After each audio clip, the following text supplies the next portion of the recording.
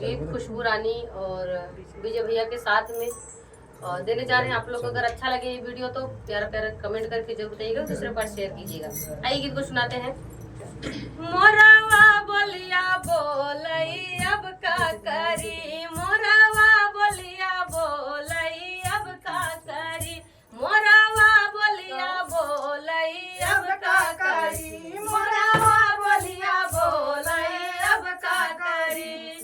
जब मैं हो गई 12 बरस की, जब मैं हो गई 12 बरस की, बाबा कैले बियाहवा अब का करी, बाबा कैले बियाहवा अब का करी, बाबा कैले बियाहवा अब का करी।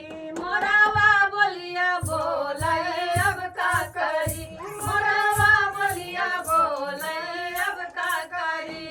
जब मैं